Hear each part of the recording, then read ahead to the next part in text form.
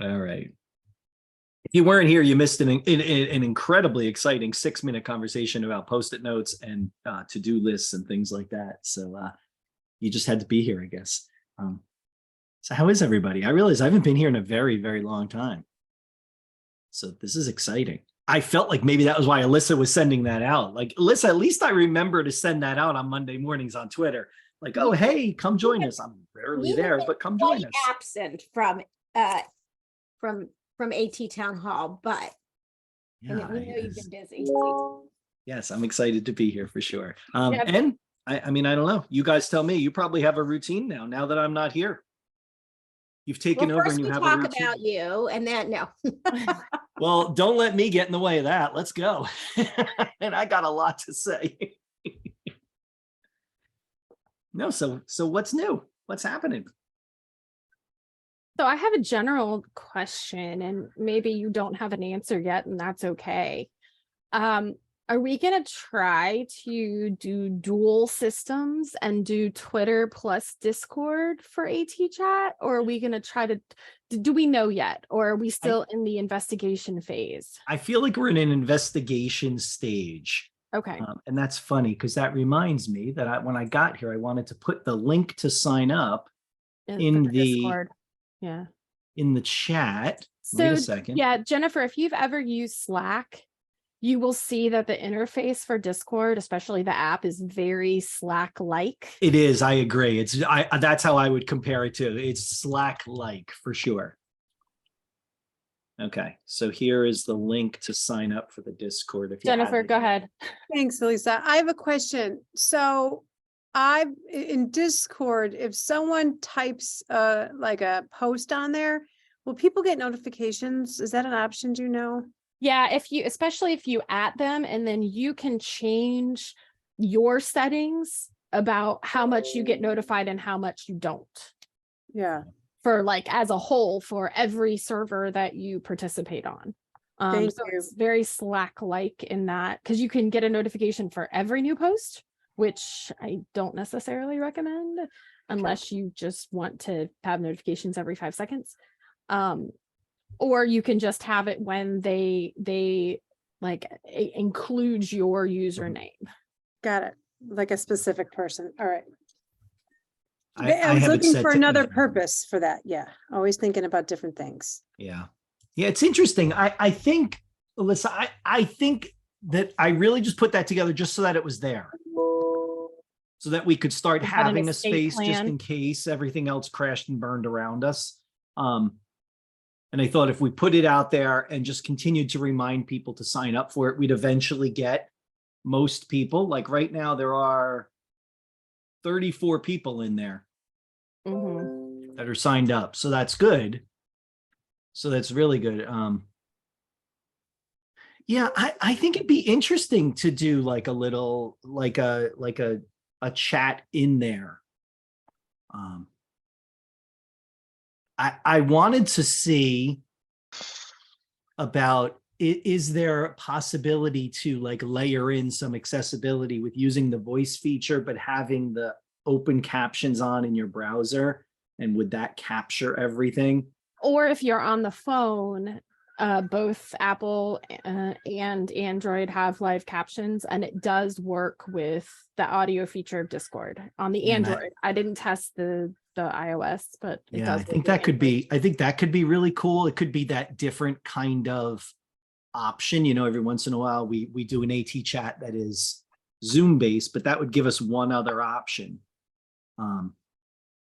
as of the voice channel part, and just doing a chat in there. I was also thinking about how to create, wait a second, why don't I just share my screen? It's open and I'm staring at it. There you go. Okay. I also thought about this idea of, and again, I'm not very good at it yet.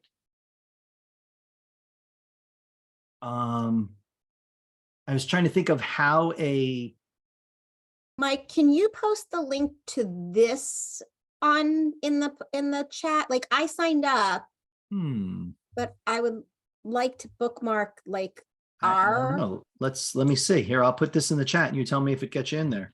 That's the link that's in my URL bar right now.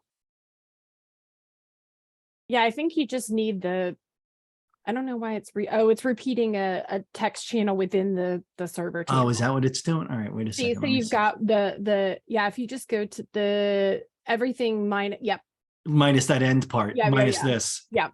All right. That should take you to the channel itself. And then there's another way to, I can't join from my work computer because Discord is blocked. But I think there's another way to share underneath the AT chat down arrow. Here. Server settings. Invite people. Invite people gives you a link. Give me a second. What? Oh, invite. That's the link I put in before. That's the first link I put in. If you've already joined it, Beth, it should take you right to it. Oh, Beth, that got you in? Okay, cool.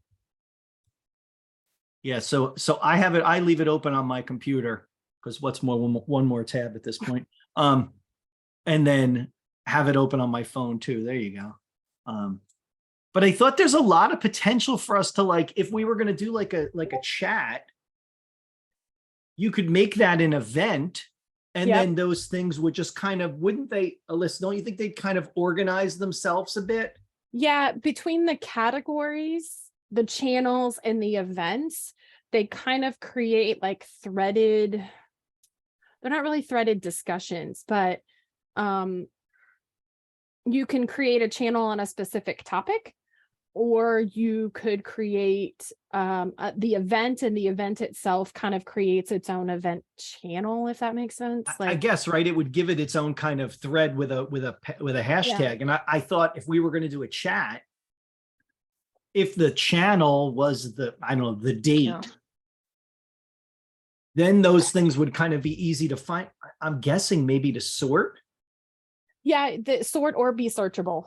Yeah, right. So it would almost do two things there. It would give us a space to chat in real time, but it would, in essence, replace the Wakelet a bit too, because you could just go back in and search through that. And the other option, depending on whether we're running a dual system, is that you can always take the Twitter Wakelet summary and post it in Discord. Yeah, so instead of running parallel systems, you could say, okay, if we have a chat on Twitter, we don't want people who are not there, because it's going to basically pull it into the Wakelet, which would pull in the resources and everything for somebody who didn't go out to Twitter.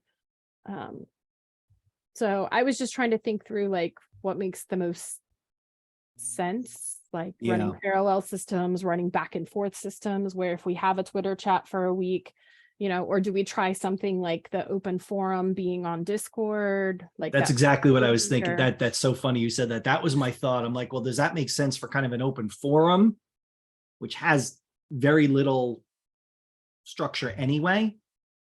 Because then I thought, think about open forum and what happens on Twitter in an open forum. Someone posts a comment, people start responding to that, but then other comments come and people start responding to those too, and they start to lose the thread a little bit. Whereas if someone posted it, we could all reply directly to that person and it would keep it in some kind of thread. Yeah, I'll have to admit, this is like the most I've given this thought yet, because I just kind of like scattered thoughts. And I was like, well, let me do this at least so it's together. As I was saying to Karen, I claimed our chat space before someone else did. That was my thought too, is just let me do that so that it was there. Because I don't know if you've ever noticed on Twitter, we sometimes battle for space with the Athletic Therapists Association, which also has an AT chat every once in a while. Not a lot, but once in a while they do. And so they're there also. Look at us. We're all in and we're together, and that's it.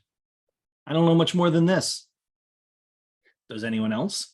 No, and at the very top of the general text channel, there is a Discord 101 link that is kind of the Discord's guide to, you have to go all the way to the top. Here it is. It should be. Oh, I'm there. I'm at the top. Think of where it was. Oh, yeah. there. So yeah. So I So think I you put it made in. that thread within our channel. Yeah. Here. I'll put it in the chat. That's the Discord 101 beginner's guide.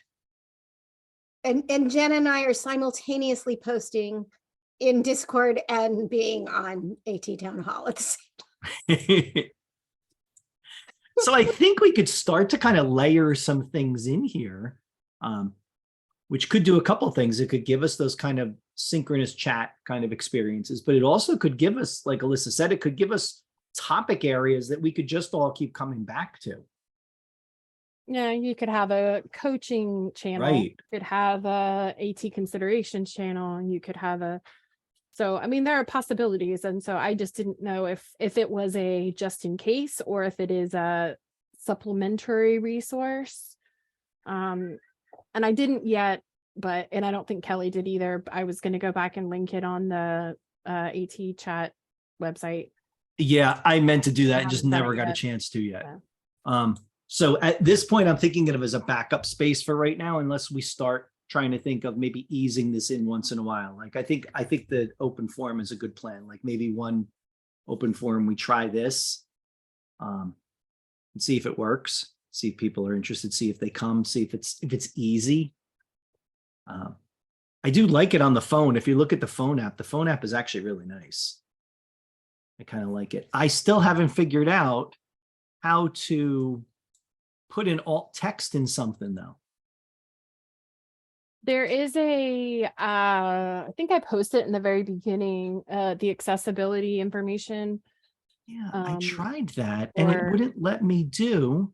I just clicked There's on a description. Yeah. because I just did this. Wait a second. I just did this like on mine, like when I not clicked on it, when I Went to add it. When I hovered over the image, then it comes up like an edit thing. And so I clicked on the edit and it gave the link to the GIF that I used, but then I added a description. Mike, if you go to add an image. Yeah. Like if I go over here. Yeah, go to your GIF. Okay. Just pick one. Fun. Okay. And then go to the edit. Yeah. Exactly. That's what I did. And I just added my description. So you can add a description there, but I think with an actual image that's not a GIF, there's the ability to add a description. Maybe that's the problem, is that I was trying to add a description, an alt text description to. So go add an image. Yeah. Let me That's do that not a instead. GIF. Let's do that. All right, so now I got to figure out, I got so many things open all of a sudden. Hold up. Okay, so now I'm going to, what am I going to do here? Add. Now go to the, I'm going to upload a that way. file. I don't Yep. know why, and I don't know what you guys are going to see. So, oh, you'll upload the Zoom background I just put behind me. Okay. so now go to Okay. that edit button before you. Yeah, do it. there you go. And So see the that's it. description underneath it. That's what I was looking for. I personally enjoy the fact that there's a checkbox underneath the description that is to mark it as a spoiler. So if somebody doesn't want to see the image, if it's like part of a movie spoiler. Yeah, that's better. That's what I was looking for. So I don't know if it's the similar thing exists for the GIFs or yet. I can't pull up the help guide for accessibility because I'm on my work network, but I know that I posted it somewhere and I can repost it. That just has the accessibility. Okay. So All right, that works. Oh, Leslie, it worked. Thank you. I saw Leslie that you said that it wouldn't work for you. Okay, now it does. Okay, cool. All right. Well, that's fun. See, I learned something. This is good. Learning something in here, forcing people to get in here. This is even better. Oh, is my message not posted? Like it is posted, right? no, you have to hit enter or there you go.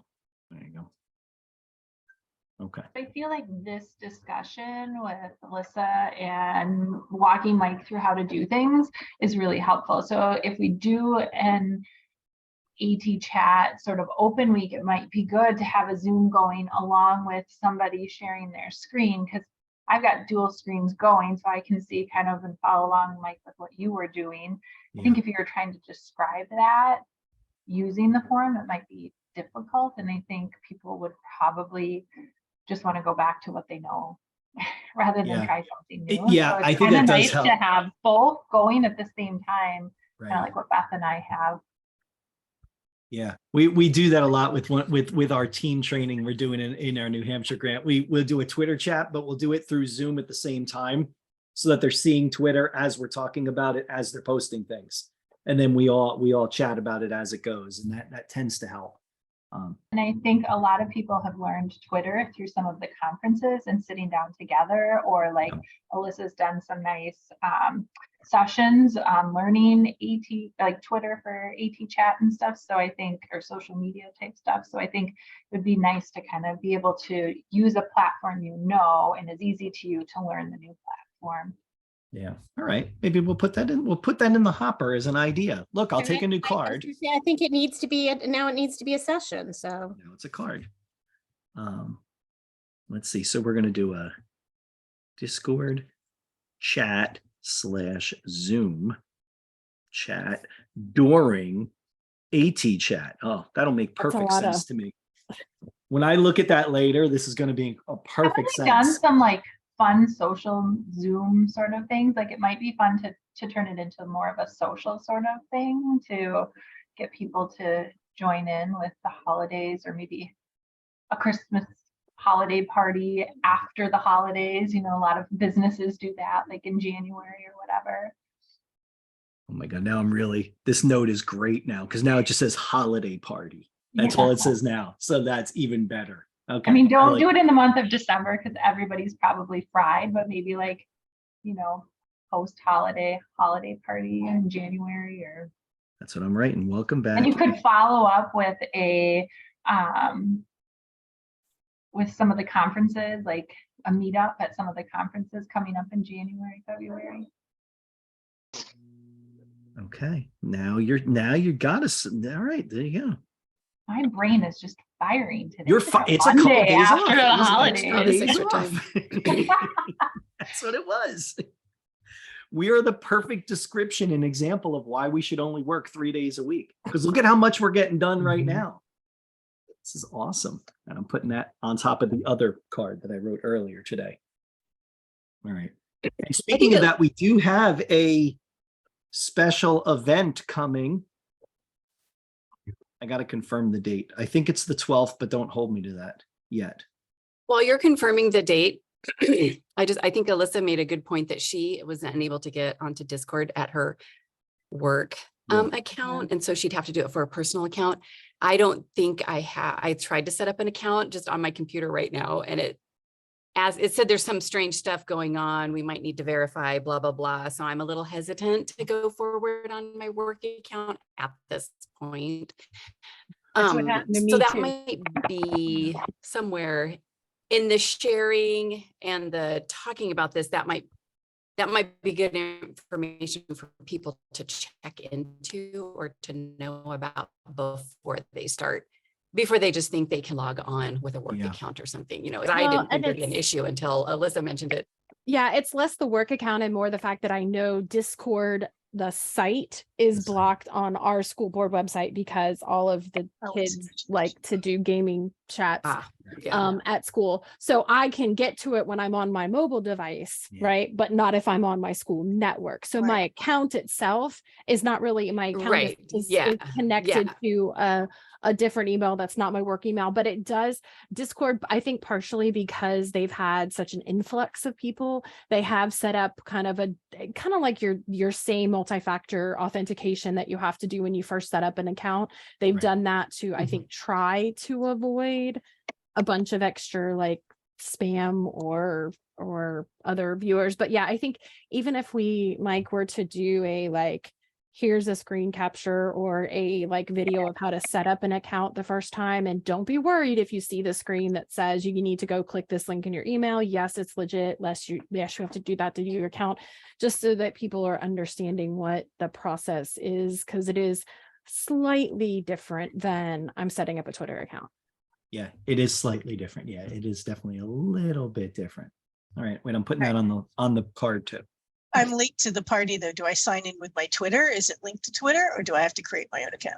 You create your own account. Okay. That's where I'm Good making, question, Lori. that's where I'm making. Hi, Lori. Hi, Hi. it's Monday. No, we're peppy. It's a good. You've had a couple days off. We're gonna get things done right now. It's good. I was trying to remember what I was writing here. How to. Okay. And Naomi put it in the chat. Our special event is on the 12th. It's a town hall special event. It's a book study conversation. Of course, I don't have the book right here. I should have been more planned, so I could have been like, it's your Mine's at everyday home. instructional coaching book. Wait a minute. Why am I? I Mine's have to at get up. home. It's all the you way have over to there. get It's up. got to be like 5 feet away. I don't really feel like getting up My so goodness. far. I will put a link in the Only in my the chat dog would be box. able to jump and grab it. Oh my God, it'd be amazing. Yeah. Kelly, still nothing? Kelly's got- I have to start over. I'm gonna try You and do got it on my and phone. in a Kelly got minute. a blank screen. Without cursing. Please, we would embrace cursing. actually. I'm into it, but I have nothing but a blank screen and a message that says, it looks like you have, what does it say to me? No text channels. You find yourself in a strange place. You don't have access to any text channels, or there are none in this server. All right. wait a Yeah, second. that's Maybe- okay. That's even weirder than mine. Maybe But she's I've not- clicked on the thing that says take to this specific channel, and this is where I keep getting. Huh. And you are signed up now. Close that window and then re-click the link, Okay. says the man without the link in hand. You're gonna laugh at me, but now I know what my grandkid's cousin was talking about yesterday, because they were doing Minecraft and she was the owner of the server. And I'm like, what do you mean you're the owner of the, now I get it. That's too funny. So Beth, a server is I'm trying to think, is a file cabinet. Okay, where it is a specific named file cabinet, and within the file cabinet, those files are channels. Yes. So you can have a server that has multiple channels, and you can be on multiple servers, but they're going to be disparate kind of ideas. Yes. The AT chat is the server. The channels are the conversations that happen underneath it, right, Melissa? Yeah. Yes. Yeah, Leslie, binder and folders is Yes. another good thing. Okay, So that makes sense. Kelly thinks she made a server of her own. I mean, which Fun, Kel. I'll join your server, Kel. That's fun. I want to force her to unmute so in case she curses, we can hear it. I'm going to try to figure out.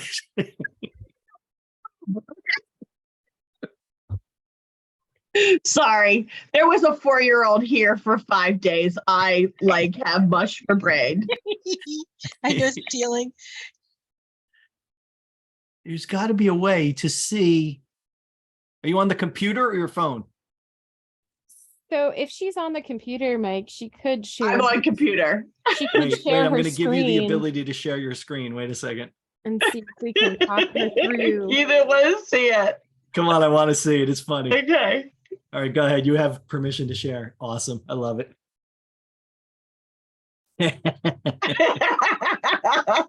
See, I think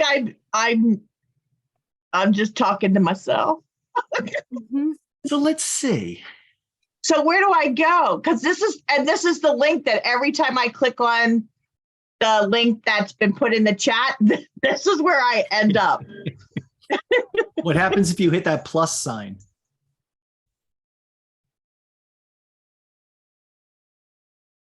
So Click see on the join a bottom- server. Yeah. There, put No, that link there. Okay, copy and paste it. All right. yes, that's where you have to put it. There you go. Here we All right. go. I feel like we're Okay. gonna have a big moment right here. There's And you're not giving definitely us the payoff. You didn't share it. You did. We get no payoff. Lisa, I'll call you later. We show so much screwing up. Oh, that's awesome. All right. That's good because that actually helped me too. Because I was going to follow some other Discord server too of something else. It's not as clean to be able to follow other topic areas because you do have to, it's not like they're all just kind of hanging out there for you to go, oh, I want this one, I want this one, and this Right. one. You have to kind of dig a little bit in that same space where it was at a server. So you can have multiple, it's like Slack, you can have multiple, what is Channels. Slack channels? I think Yeah. that's what Slack calls them as Yeah. channels. Yeah. And those multiple channels can be very wide in their topics because anybody can set up a server about anything. But it's interesting. Oh, there's a victory. There it is. I saw a victory at the bottom of my screen. That's fantastic. Celebrate it, Kelly. Put your mic on and celebrate it. Come on. Here she comes. I feel go ahead. Well done. Look at that. See, we solved the problem. That was awesome. It would be nice, I guess, if you had multiple servers you were following. The thing you're not getting, to go back to Alyssa's thought, is that you're not getting kind of like a feed where it shows you everything on all this. So you'd have to physically be in there. Which has positives and negatives, right? I agree. I agree. It's just Sometimes I different. think the frustration when people first start out, like Mia and I did that ATIA training. One of our sessions was all about social media, and it's overwhelming when you first go on to Twitter and you're seeing all these things and all these places. And I think the positive of the Slack channel kind of setup or Discord is that you are in control of when you see what you want to see, Right. instead of it just kind of being there. Yeah, and just constantly being there and just barraging you day after day with stuff. Yeah, so I think it's interesting that way. Yeah, I don't know. I like it. So we'll try it. Feel free to start putting stuff in there. Ask questions, drop stuff there. And if we start to see it populating more, and if people start liking the way that is, liking that method of connecting with each other, we'll try to do more stuff. But I'll be honest, mine was no more than just giving us a space that we could all land if we had to. That was last week or the week before, where it was like the whole world was burning down and everything was falling apart. And I thought, well, all right, maybe we should do something just so that we can all connect back to each other. So then I would have to go back through and find everybody's email address. And that seems like a lot of work. And I'm not going to do that. I'm the guy who wouldn't go 4 feet to get that book off the shelf to show it to you. I'm not going to do all that stuff. I just put the link to the everyday instructional coaching, the Amazon link, in the chat box because my book is at home. Excellent. Thank you. Perfect.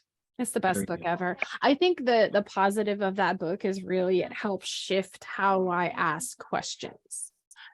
Yes, I agree. And on top of that, Alyssa, another really interesting book. Oh, don't even add to I'm my gonna, list. and it's the holiday season. You all deserve a present for yourself.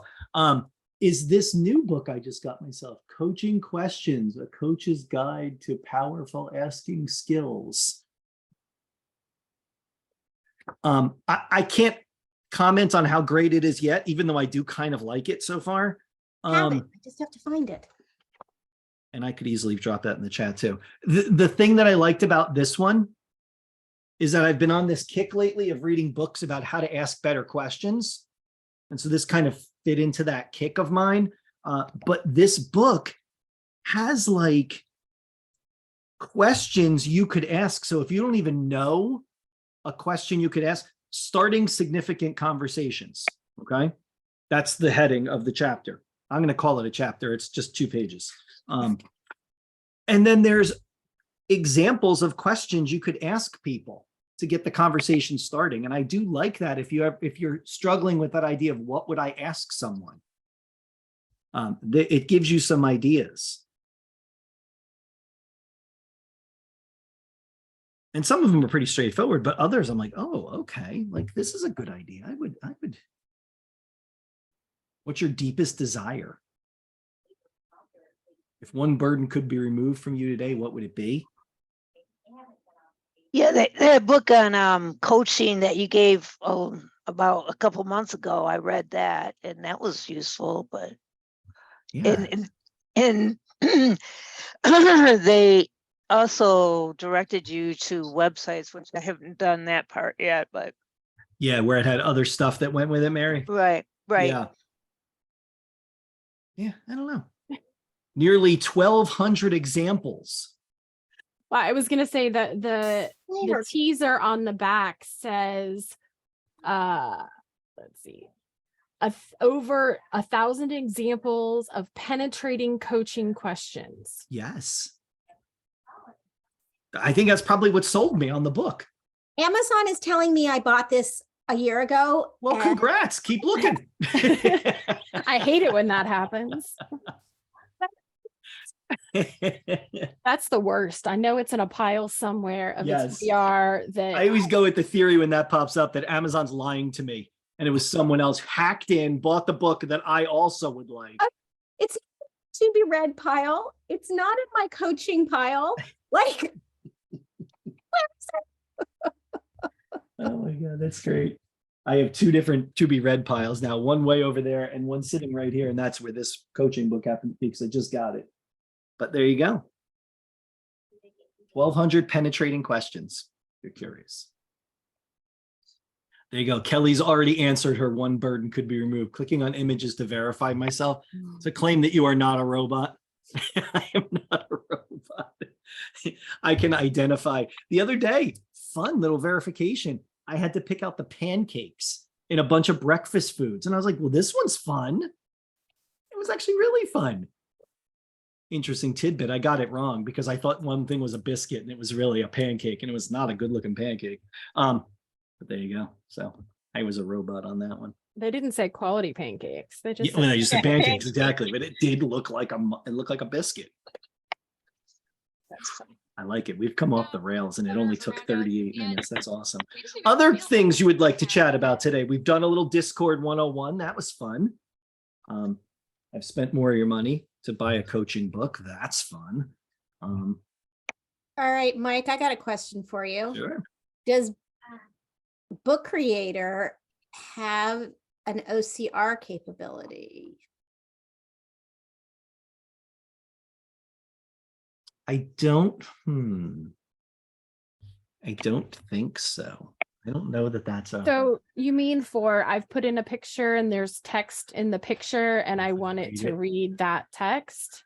Yes. I think it would rely on you entering alt text for the image. I think so too. I think it's going to be you driving that. I don't think it's going to do it automatically.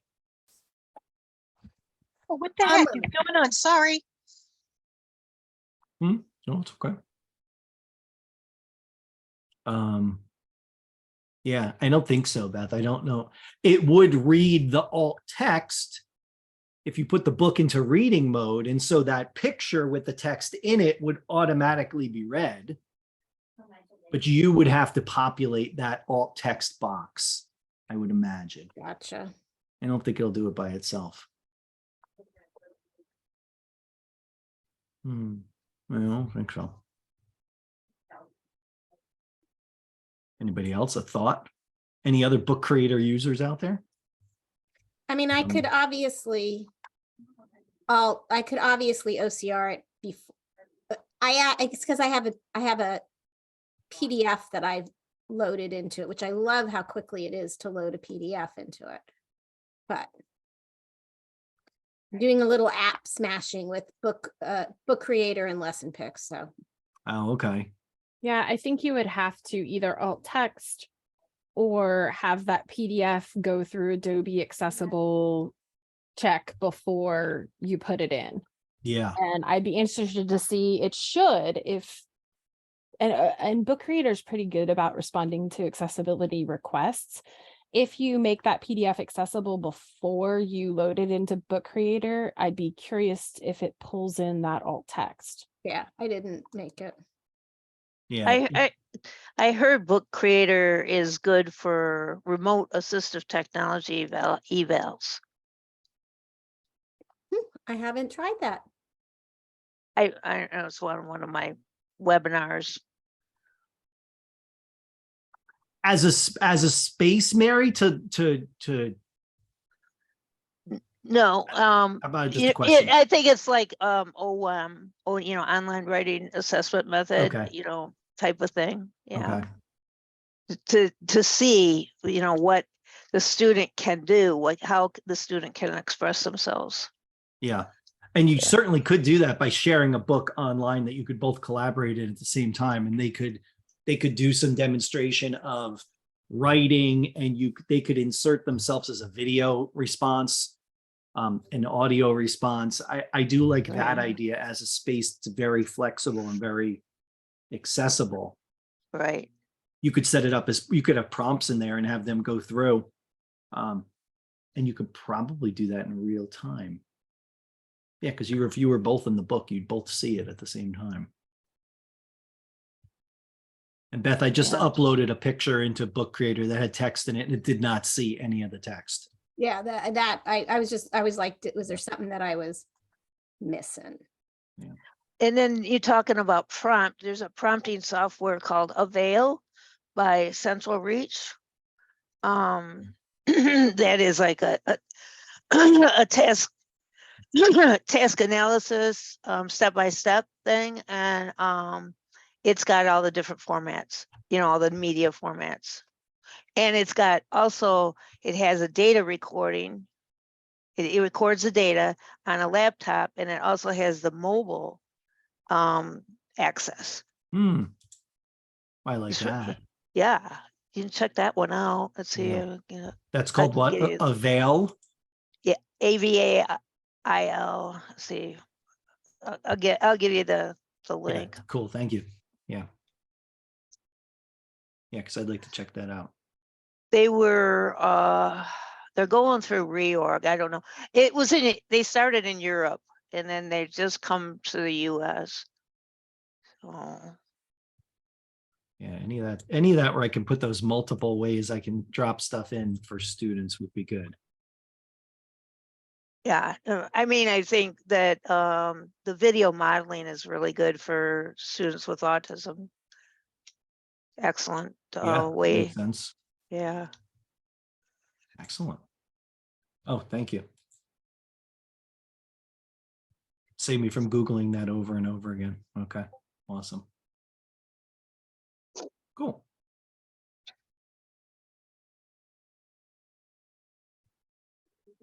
Oh, I've heard about, now that I'm sorry, I went off on a little side trip there. I have heard about that. I haven't played with it, but I have heard about it. Yeah. All right, I'm gonna play with that. Excellent. Anybody else? Something they want to share too? Oh, we're in a tool sharing moment. I love it. No, I do have a question for maybe Jennifer knows the answer, or Kelly. Is there better data collection in the ProLoQuo software than there was or is in ProLoQuo to go?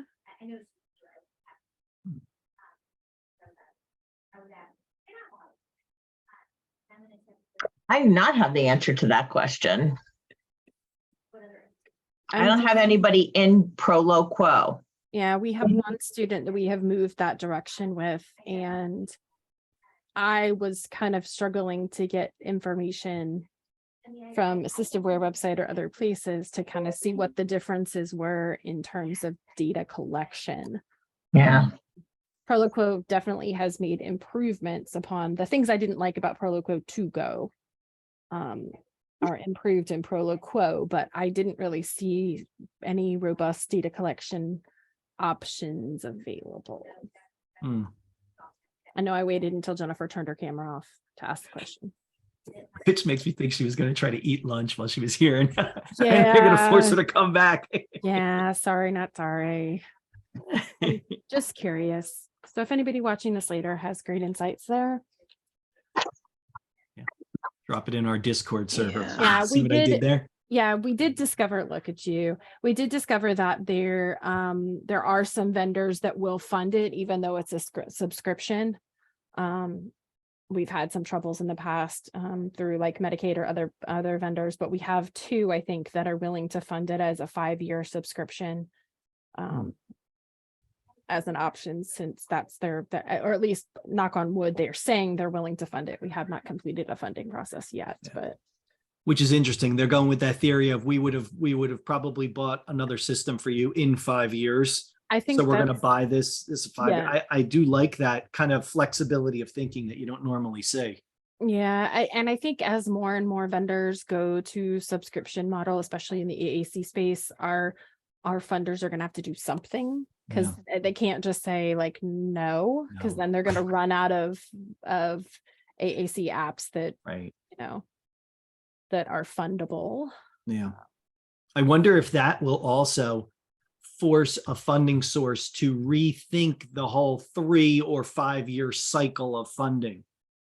Because now, I mean, in reality, if they say, yes, we'll fund this for 5 years, you're kind of stuck with that app for 5 years. Well, not necessarily. So AbleNet's the funder will let you switch the app, as will Forbes. Somebody else within it is if there's a need, if there's a change in Right. access method or whatever, like Or- you're allowed to switch the app pretty easily. We have done Okay. that for a student. But that's coming from the company. That's not necessarily coming from insurance. And I missed the beginning of this conversation. Sorry, I had a phone call. No, my question was whether there have been any updates to the data collection in ProLoQuo versus the non-data collection options in ProLoQuo to go. Wow, there was a swipe in there a bit. It's my frustration. Like I have lots of frustrations with lots of things, but when it comes to data collection, I would lean towards something that has more robust data collection options if all things are similar in terms of If feature. everything's the same, yeah. So I just haven't really, I have it, but I haven't really dug deep into seeing what it will do. So Alyssa, you're speaking specifically like the lack of data collection in the assistiveware? And yeah, well, when I look at our touch chat, Lamports for Life, touch chat with WordPower, those kind of things that have realized language, or Cough Drop that has its own data collection.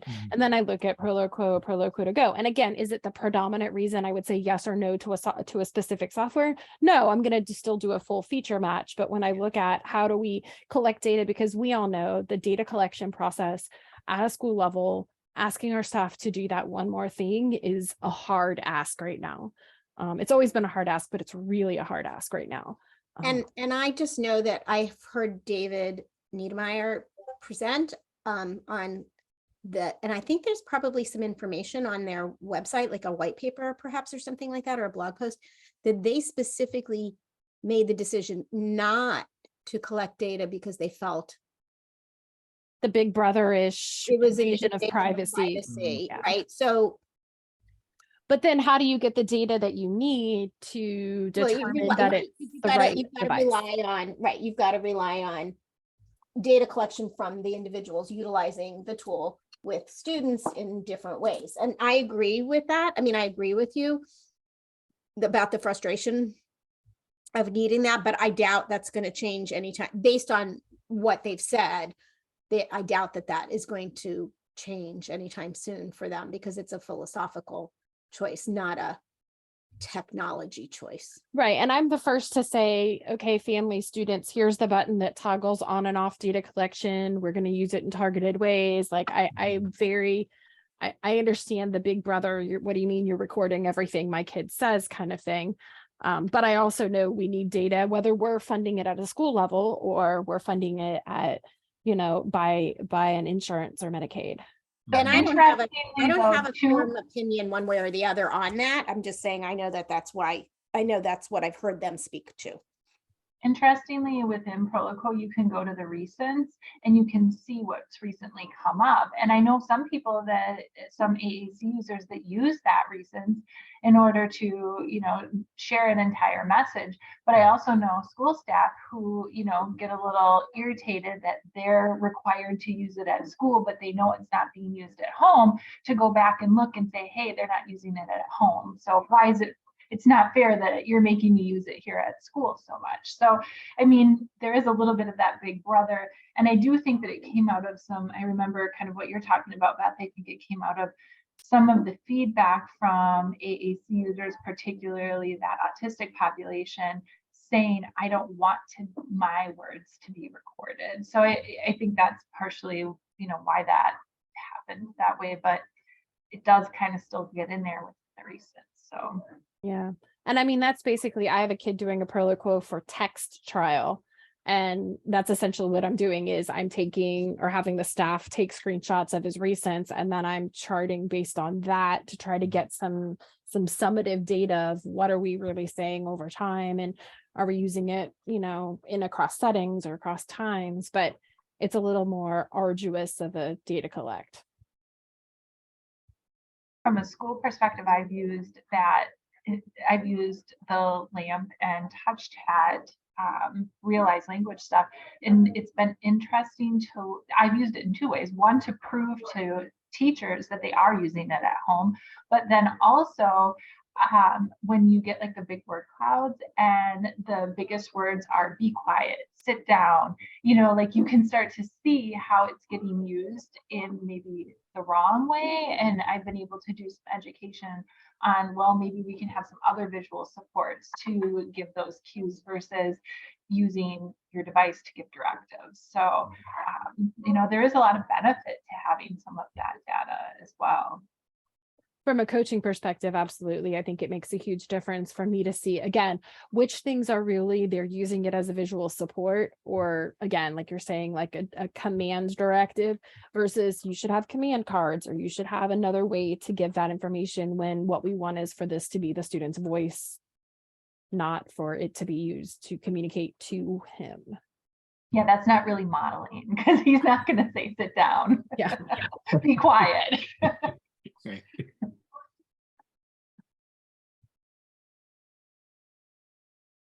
Well, thanks, Lisa. Thanks, Jennifer. What else? Anybody else? Got 8 minutes, got a couple minutes left. Any other things? Burning ideas you want to chat about?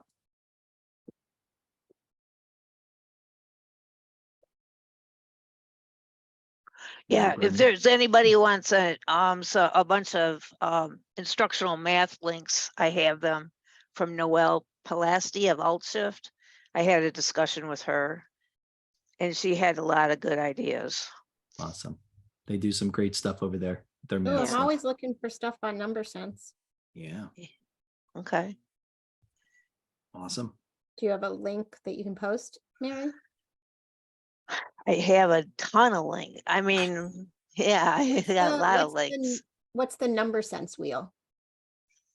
It's basically, how reading has prosody and all those different things that surround vocabulary, comprehension, all that.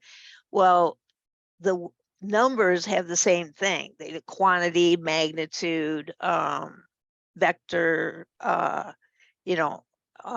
rate comparison, so there's like a whole vocabulary around the numbers, and the use of number lines, very important for rounding, and also to get a sense of where the numbers are. And then they call something called subitizing, where instead of counting 1, 1, 2, 3, 1 to 1 correspondent, if you look at 3 PIDs on a dice, immediately it's 3. That's called subitizing. So there, there's all kinds of stuff. But if you look on the Alt+Shift, there's a quick win on the Alt+Shift, and there's a bunch of stuff there. But Beth, I'll send you the email if you're the only one interested in it. So I dropped the link in the chat to Alt+Shift's Foundations of Math page. And Alyssa, you dropped something too. I saw The PDF that has the number wheel. Yeah. The number sense wheel in it. Okay, awesome. Yeah, I just really think it's important that we understand how things are being taught in the assistive technology world. Yeah, I think that's awesome. Like Beth said, always looking for number things and math things and things to add into the toolkit for that, for sure. Awesome. Thanks, Mary. All right. Last call. Anything else? get on the number conversation. We are high school, middle school and high school, secondary schools are looking at a new curriculum. And there were some emails that got sent out. And so one of my colleagues who does AT with me went to some of the sessions that were being held by the vendors, the math curriculum vendors, and asked a lot of questions about built-in supports. And it was just really interesting to even see within some of the big math curriculums that are out there right now, how wordy they've gotten. And we were really talking with our like EL population and then a lot of our students with disabilities, some of the like even vocabulary that's being used within those curriculums. There's needing to be a lot of teaching just to even understand some of the like questions that are in some of those curriculums. So we've really been looking at and trying to be proactive in our advocacy of picking a curriculum that will work with some of the tools that we have for reading text out loud and, just some of those different types of things. So, I mean, you're looking at more the numbers and stuff, but even like at a secondary level, I think AT and helping to pick out curriculums that will either have built-in tools or work well with the tools your district uses is really important. Yeah, it's so important. And it's one of those things that I would imagine most people on the surface at first glance would be like, well, no, we're talking math right now. We're not talking reading. And then you have these kind of deep conversations about, but the amount of support someone might need to move through this is pretty significant.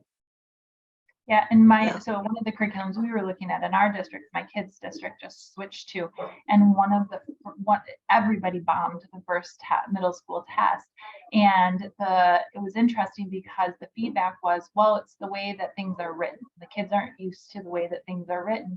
Now looking at it, from a district perspective and diving into some of that, you start to see, and like a very affluent district like my kids are in, a lot of students probably know some of that vocabulary that's out there, but looking at a district where I work, those are big challenges, and those are things that I think districts really need to consider. So I don't know, just wanted to put a plug in for watch out for new curriculums, because I think there's definitely a place for us at the table when we're picking those out and making sure that some of those considerations are being made. Yeah. Across the curriculum discussions, not just in the traditional, well, we're talking reading, so why don't you come join the conversation? So yeah, I think that's a really good point. Yeah, on the Alt+Shift, the math one, there's all kinds of videos and surrounding the number sense wheel, and they are saying that it's helping kids, because math is all about memory, the way we're teaching it. And if you don't have the memory, it doesn't work. So the number sense wheel is all about kids with disabilities are getting better at time management, at budgeting, all the functional type stuff that math is concerned with. They're getting better at it because they understand what numbers are. Yeah, so interesting, that whole idea. Yeah. I'm going to play around on their math on their page now. I'll leave that one open too. All right. So now I have multiple things to do this afternoon on top of my checklist that I showed you already, which had multiple things on it. I'll make an AT town hall checklist now on top of it. All right, guys. 1 minute. So on Wednesday, we are having Twitter AT chats this week. Yes. Okay. I'm just trying to figure out where to show up. Yeah, just show up there. Yeah. But really, it's only Monday, so I haven't really thought about that. Can we check back in Wednesday afternoon at like 4 o'clock? It's usually when Karen and I start chatting about things like, we should talk about this. Like, what are we going to do?